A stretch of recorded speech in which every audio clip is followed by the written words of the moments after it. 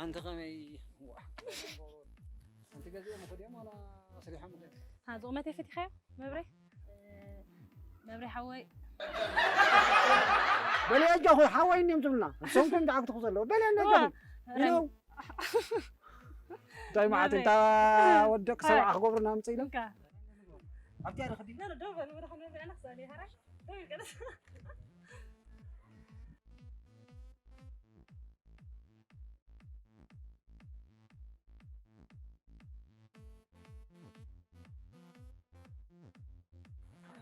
أنت خاف عند عاد اللي كلمة خلينا تاني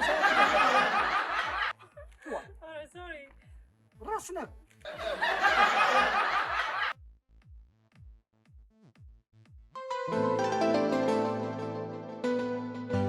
ጎይታናን መድሓኒናን ኢየሱስ ክርስቶስ ተወለደሉ ቅንያቲና ዘለና ክብራት ተኸታተልቲ መደብና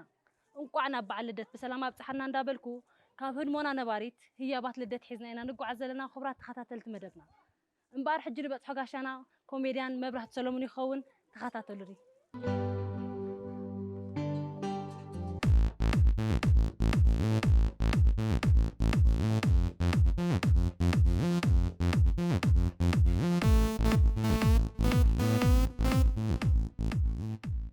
حجون كاب هرمونا نباريت هي بات لدت حزننا نقع زلنا خبرات خاتلتي مدبنا حج خا مساي زلو ازينا انفتو فتون مقرن زخونه كوميدياننا مبرهت سولومون وي مبري مسايالو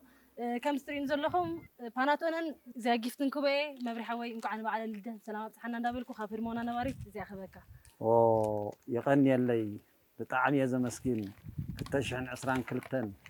صبوغ مجماري قبلنا انكيو يغني اللي حراي مبري حواي ممصانا زي ترفنا فاناتون حيز قطرح مخات سلازي يله كلته وي حنحطهم لك حنحطك صقم يله صقم يله مبري نحجنا حطنا هناتينا قدامي تحطنا كاب مبري اب كلتا شحن اسران كلتن انتينا خنصبع صبقتي كتا ነገር እንዲ ሁሉ ጊዜ ከም ዝኾነ ስነ ጥበባውሲ ህዝቢ ድዩ ካባኻ ክጽበ ወይስ ንስኻ ካብኡ ትጽበ ንዝብል ሕቶ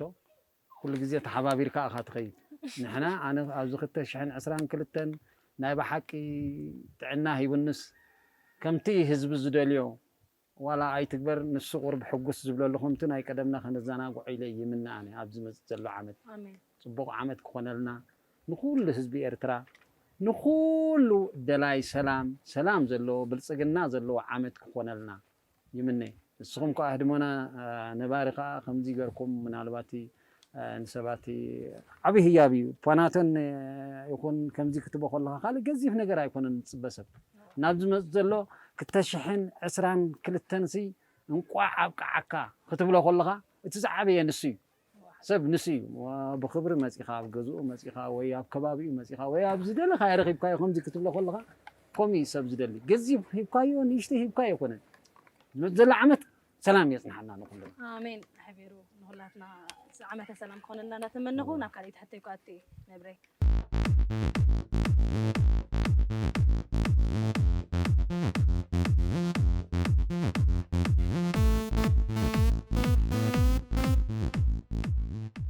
حري مبري دقيمة نقعنا بعد الدت بسلامات صحنا ندابلكو ناكالي تحطيك أوتي كم عبن مكورن تواصعي من نسيات تواصعتنا انتي باللجان قدلة نريخ الله وا انتي منا لا مچم انتايو كل جزية قدلة زي بلو ما عبن نيشتنا يكون ولا نحنا قدلة علنا ولا تي سب قدلة زي بلو يلن اتنا عخا زري اكا سبيو قدلة علكا جلز بلا كامبر زمن اسياتي هجي ኣብ ስነ ጥበብ ዝነጥፉ ዘለዉ ምኻ ምናልባት ምንኣድ ጥራሕ ካይቲ መስለክ እምበር ኣነ ካብ ጉድለት ኣለዎም ኢልካ ክትዛረበሎም ብልጮም ክትዛረበሎም ይበልጽ ስለምንታይ ምስ ቴክኖሎጂ ኮይዶም ናይ ብሓቂ ወላ ትንሕና ሓቂት ኢልና ዝሓለፍናዮ መሳልል ኣቋራጭ እንዳሰገሩ እዮም ኣብ ዝብፃሕ ዝበፅሑ ዘለዉ ንከምዚ ምሽርሻር ገለመለ ይኮን ብቁም ነገር እየ ብፍላይ ኣብ ሃገርና ዘለዉ ንሪኦም ኣለና ኣብ ዓበይቲ መሰልሰላት ኣብ ዓበይቲ ወላ እዞም ከይዶም ዘለዉ ደገ نسميهم نعنا زسرحنا نرو زيهم كم ديوم زعم السلو من أسياد دامو ንሓደ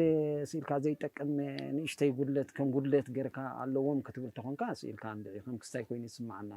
ጉድለት ዘዝረብ የለን ጉድለት ሕሱስ ብሕሱሱ እዚኦም ንጹሃት እዮም ማይ ዛራዮም ኢልና ክንዛረበሎም ኣይንኽእልና ጉድለት ኣብ ስነ ጥበብ ትስጉም እንተሊኻ ጉድለት ኣሎ ግድን እዩ እዚ መንእሰያት ንህና ክትሪኦም ከለኻ ግን እንደ ኣነ ዳይናሚክ እኳ ኣካይዳ ናቶምሲ ሓደ ኢሎም 10 እዮም ዝሰግርዎ ዘለዉ ተካይዳ እዚኦም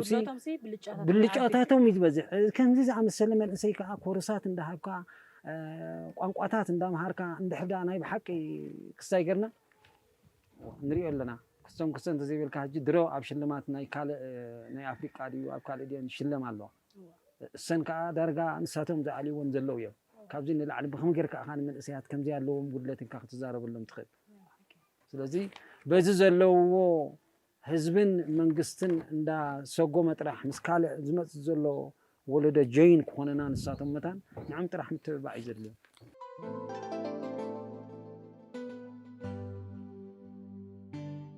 ሕራይ መብረይ ናብ ሳሴትን ናይ መወዳእታን ሕቶን ኣቲና ኣለና ክልተ ንስኻ ዘይረኣኻየን ኮሜዲ ሰሪሑ ብትዕቢት ኣይርኢ ኣይሰምዕ ንዝኾነ ውልዶ ኣርቲስት እንታይ ግብረ መልሲ ምሃብካዮ ዝተፃወርካዮ ዶ ኣነ ይረኣኽዎን ብኸመይ እሞ እቲ ሕጂ ንኣብነት ዘይረኣኽዎ ኮሜዲ ሰሪሑ ኢሎም ንድዮም ከመይ ማለት እዩ እቲ ዘይረኣኽዎ ስራሕ እውን ዝበለፀ ክኸውን ይኽእል እንድዩ ግን እዚ ትብልዮ ዘለኹ ዝኾነ ኣብ ኤርትራዊ ባህሪ የብልና ዝበፅሕ ይብፃሕ ዋላ ኣብ ዝኸደ ይኺድ ንሕና ሓንቲ ፅብቕቲ ባህሊ ኣለና እታ ባህሊ ከዓ ኣነ እዚ ምክንያቱ እዚ ህዝቢ እዚ ናይ ብዙሕ ነገር ዝሰልጠነ ህዝቢ ጠቕላላ ከምኡ ዓይነት ሰብ የለን ክብል ኣይክእልን ግን እግዚኣብሔር ይመሓርካ እቲ ዘይባህርና ኤርትራዊ ኣይትግበር ገና ዘይበፅሕካዮ ነገራት ኣሎ ቀስ እንዳበልካ ተዓዘብ ካባኻ ዝበልፁ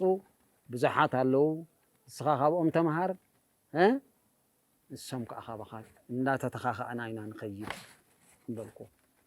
ብሓቂ ፅቡቕ መልሲ መብርሓወይ ደጋጊመ እንኳዕ ናብ በዓል ልደት ብሰላም ኣብፅሓካ ንዓኻን ንምሉእ ስድራ ቤትካን ንምሉእ ኣመንቲ ክርስትና እንዳበልኩ ቅድሚ ፓናቶና ሒዝካ ገዛ ከምእታውካ ፎክስ ኣላ እሞ ዕጫ ክትልዕል ኢኻ ካብኣ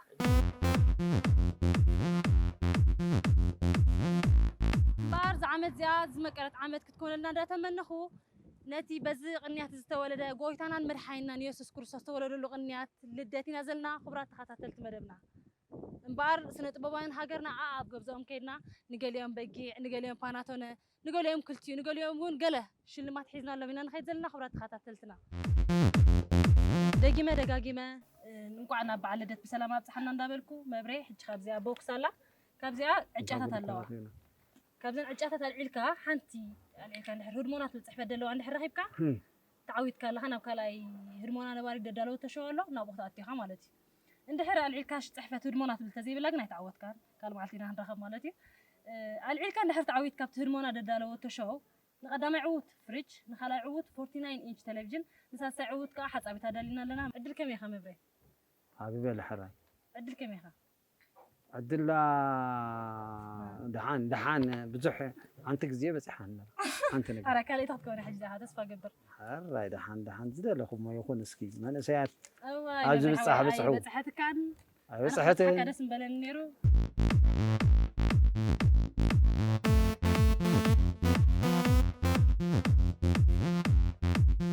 ቅድሚ ገዛ ከምእታውካ ናይ ዮሃና መልእኽቲ ከተመሓላልፍ በቃ ሙሉእ ህዝቢ ኤርትራ የውሃና ነቲ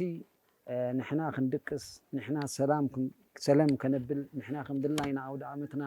ከነሐልፍ ኣብ ቁርን ኣብ ኣሰሓይታን ኮይኑ ዝሕልወና ዘሎ ሓይልታት ምክልኻል ኤርትራ የውሃና 2022 ሰላም ዘለዎ ዓመት ይግበረልና ህድሞና ነባሪት ከዓ ንኩልኹም እቶም ኣባላት ዕድመን ጥዕናን ይሃብኩም እኽልቲ ንዓይ ብጣዕሚ ንስኹም ከዓ ይቐኒየልና ሕራይ ኣየሳኣነና እዚ ህያባት ልደት ነብፅሓሎም ዘለና ስነ ጥበባውያን ሃገርና ገሊአን ሓሪሰን ገሊአን ተመሪዐን ገሊኦም ተሓፂኦም ብምኽንያት ኢና ነብፅሓሎም ዘለና ደጋጊመ ኣብ ኩሉ ኩርናዓት ዓለም ኮንኩም ትከታተሉን ዘለኹም እንኳዕ ናብ በዓል ልደት ብሰላም ኣብፅሓና وتر مرجعهم هرمونا نباريتهم لايك and subscribe أيترسعوا thank you عوي زي تفلتو لبي عتا زي تسمعو لبي ناتي زي تريو لبي فغري زي تبتحو لبي عمو داكا مركز خوني عم شكركا ما يزخبلي دومي وانا امينكا لبي انت عتخا عوي حج خير مبر